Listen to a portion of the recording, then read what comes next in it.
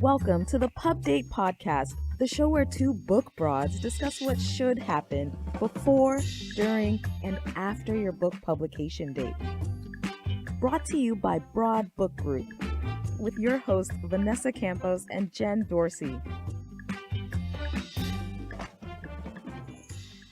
Welcome. Happy Friday. Welcome to the Pub Date Podcast. Hi, Vanessa. How are you today? I'm great. It's raining. I spilled coffee on myself and my dog peed in my house. But Top it's day. Friday. Awesome. It's time for the weekend. It's almost 5:00. It's almost there. We're getting there. Well, we do have something to celebrate, and that is that we have an amazing guest today. We are so honored to have Tessa White join us. Tessa, you and I, we have had a history this last year together. She's got an amazing book coming out. So I want to just give a little bit of background on who Tessa is, or as she titles it on her website, My Credentials for Stuffy People, which I think is fantastic. Tessa's been the head of HR for a lot of fast growth companies. She's worked with Stephen Covey. Some of the companies she's worked with include United Healthcare, Sunrun, which was, I believe, Vivint Solar. Is that correct? Right. Mm-hmm. Right. And she serves on the board of trustees for Utah State University and the Utah Valley University Women's Success Center. And most colloquially, she is known as the Job Doctor. So if you have been on TikTok and you have seen the Job Doctor, that is Tessa. We are so thrilled to have you today to talk a little bit about your experience of marketing your book on TikTok, Book Talk, and also to talk about the book, The Unspoken Truth for Career Success. Welcome to the show. Oh, thank you. This is going to be fun because this is I think it's an unusual journey and an unusual marketing technique. I think I'm a first-time author, but it's been really fun for me to experiment. So talk to us a little bit about how you got involved spreading your message on TikTok and on social media, because I just think it's so fascinating. Oh, well, it started because I wanted to write a book and I found an agent. And when I talked to that agent, she said, "You're a nobody. You're just another HR person. Nobody's going to read your book and I can't sell it unless you have followers. Come back to me when you have followers." So I said, "Okay, I'll go get some followers."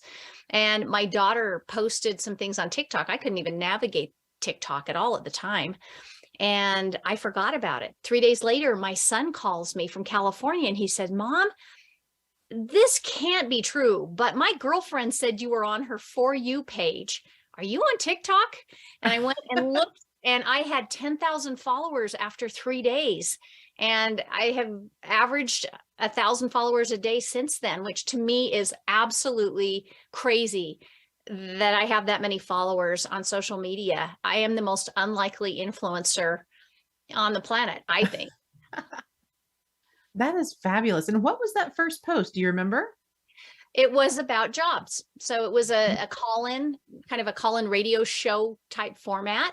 And I was giving advice on, how to get seen and resumes, how to interview.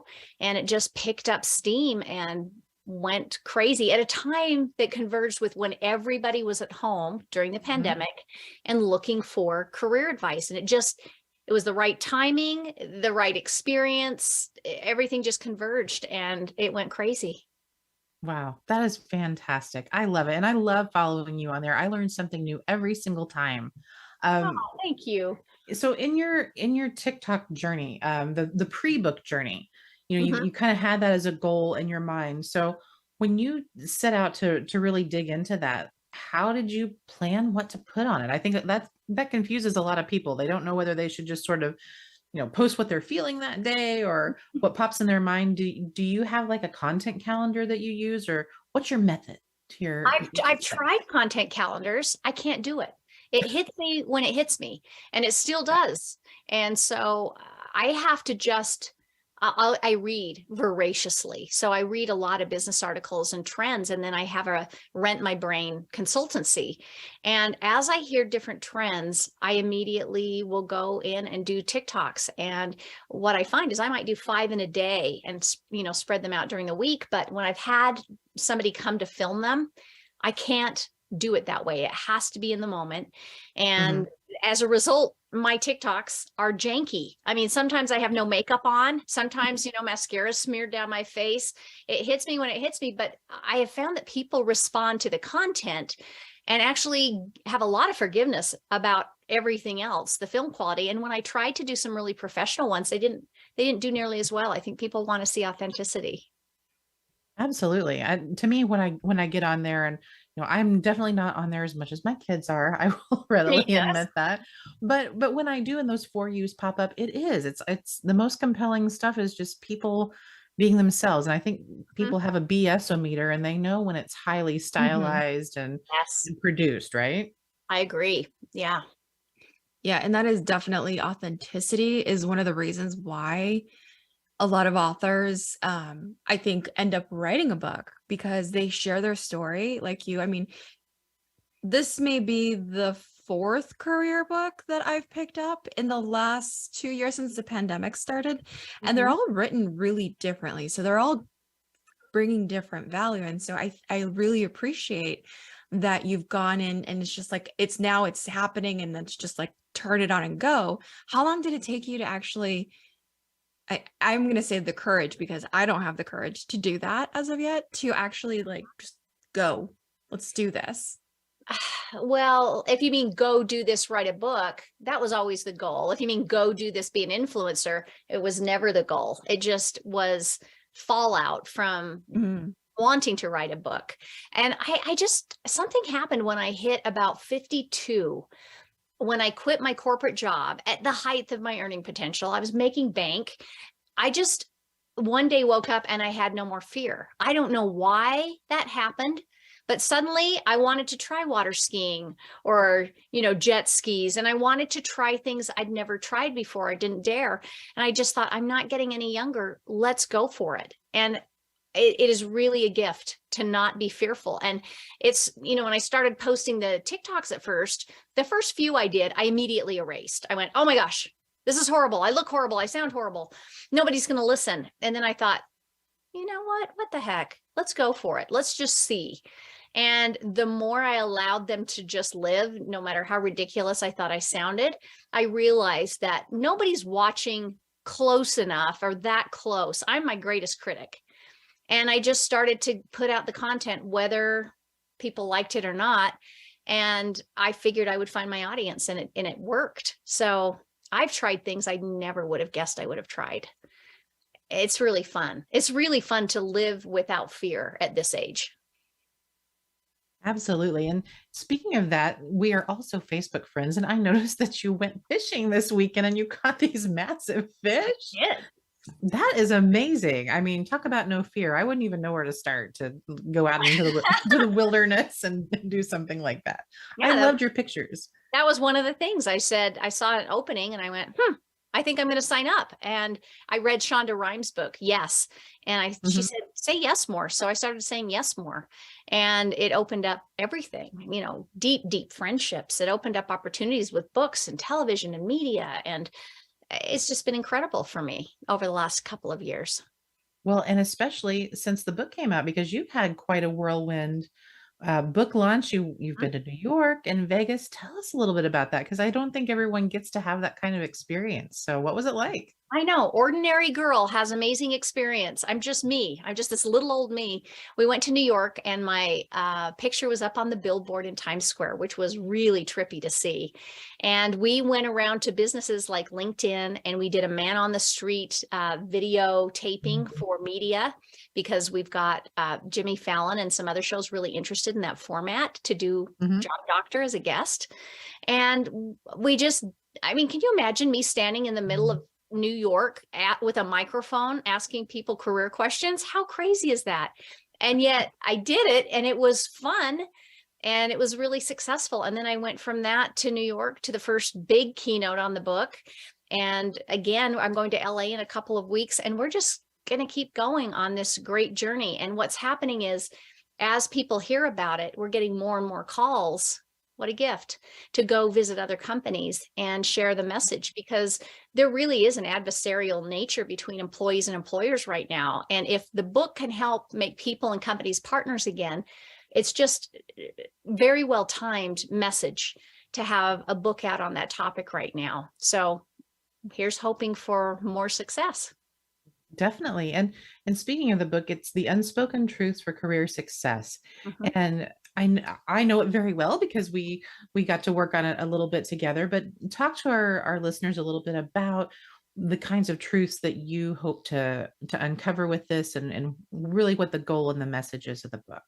The message really is around what's happening, I think, with employers. Burnout is a real thing.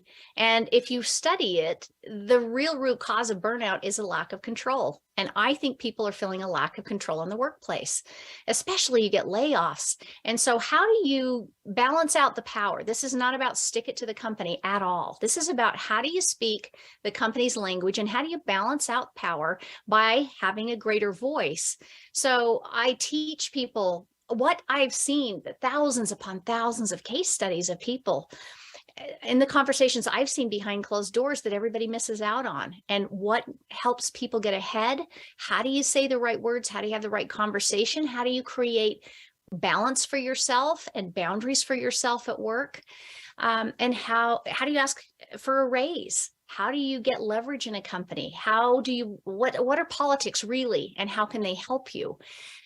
What about promotability, and how do you create your own top performer plan and get feedback so that you know how you're viewed in an organization and don't have to wait once a year to get 10 minutes of bad feedback that you can't interpret? So I just try and help people with all the things that really are the most common concerns that I think snag people up in my experience. Sure. And you mentioned the word politics, and I know that's something that we talked about a lot during the development of the book, and how people really view that maybe too literally. They don't really see that politics, at least corporate politics, that's something that you can really use to your advantage if you know how to navigate it. Yeah, I think people think of politics as the bad guy, the bad thing in the room. Mm-hmm. As I did. I can remember there was a guy, I called him Golden Boy in the book. He just seemed to get all the promotions and everything. And it was so frustrating. I'm like, I'm not going to play the game like him. But when I could step back and reframe it, which the book teaches you how to do, you understand politics is nothing more than how a company values work getting over the finish line. And there's 5 principles of politics. And I lead people down this path to say, how do you analyze your own company by observing and know what your company values? And there's a politics scorecard, so you can actually make the adjustments you need. For me, I was applying the work politics of healthcare to a fast-moving tech company. It never would have worked. I would have been fired. But if you read it and correctly and make the adjustments, it can make the difference of whether you like your company and whether you succeed and whether you fail. Oh yeah, and culture plays such a role in that too. I mean, they kind of go hand in hand, right? Very The much. politics piece and the culture piece. Very much. In fact, some people like to call it culture. I call it politics, but very, very closely related. They're in the same family for certain. Yes, it's about way more than eating birthday cake in the break room, I think. Yes, it is. That's there too, but Bagel Friday and all that stuff. Well, the book I just think is such a gift to the people who read it, because you really do speak from the heart in it. And to me, that is such a value from a subject matter expert like yourself, because you're not taking it and making it overly academic. It's not dry. I mean, you write in a very fun and engaging style that just makes people love you. And I think that's what is your you're not saving grace, but your your secret sauce, I guess, on TikTok as well. So I do believe people don't want theory. They don't want big, long books. And how do I apply this theory? People want quick, actionable, how do I do it? They just do. And so that's why the book is more reference guide and manual than it is read from start to finish, chronologically. I have charts, do this, not that. Here's the script. Here's the case study on this. So you know how to apply it and make it really, really simple for people to get across the finish line, some of these concepts. that is so great. I'm going to use it for sure. I think we all are. Vanessa, do you have any final questions for Tessa that you'd like to bring up? I actually do. I was actually, and this is something that I was always, I'm always hesitant to buy a new author's first round of books, because it's always a hardback, especially with a publisher, like HarperCollins, that is usually the first edition, but then I went to the store, I picked up my copy and it's a paperback. And I love you for that. I love you for that. I love you for that. I love you for that. But tell me why. What was the decision, and how did you get them to actually make this call? I am a firm believer. I wanted a good partner that understood millennials and Gen Z like I feel I do. I mean, my last company was 4,000 millennials and Gen Z and 10 adults in the room. And so I feel like I understand the audience pretty well. And I said, they don't buy hardbacks. And they don't read cover to cover. They are skimmers, and I'm a skimmer. Our attention span is shorter. And so I wanted a book that had call outs that you could literally read the whole book by just flipping through the pages and getting the bold call outs and going to the chart to reference how to say that thing or do that thing with your manager. I felt like it was a model that would resonate with people more so than a cover to cover book that is written in a really traditional way. I even made them change the font on the inside because I wanted it to be a different font than most people are reading. And thankfully they agreed. I love that you have that partnership with them and they were able to listen to you, because it's very, very few and far in between where it's like, oh, it's the first book and it's a leadership book and it has to be a hardcover and it has to. But I also, if you've gotten a chance to take a look at the table of contents, I love, and I gravitated toward this immediately because your titles are the lies about performance, lies about power. And it's just like at being mid-career and trying to figure it all out, you feel like companies are lying to you. And I love that. So I really do appreciate that. Was that something that they fought you on? I'm just curious. That's actually a great question. The book was originally titled The Lies That Got You Here: How to Reclaim Your Workplace Satisfaction. They made me change the title, and it was very hard because they said negative titles we click on to read articles, but we don't buy negative book titles because we want to get better. So they made me reframe it in a more positive light, and it was a really hard title to settle on. So that's why everything starts with lies, because I kept the inside exactly the same, and we just came up with a different title on the outside. Well, I love that they let you keep those, because I'm like, yes, the lies that they all tell us and the reality and the truths that, you don't get to hear unless you're behind those closed doors. So I really, really appreciate it. I love this. I love that it's in a paperback.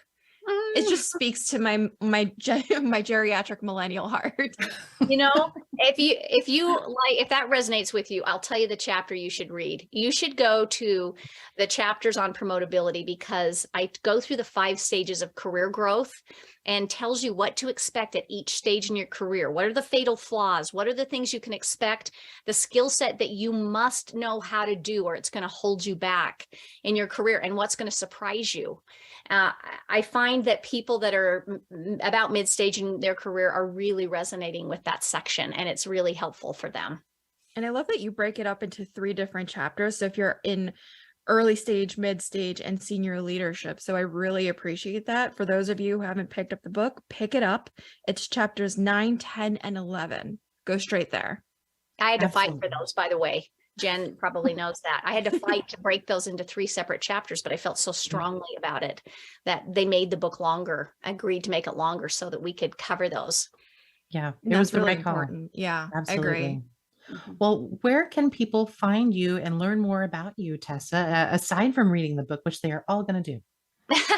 They can go to thejobdoctor.com. That's where you find out about me and my products. And I have a new podcast out that we didn't expect it to go so fast and to be killing it, but it's killing it out there.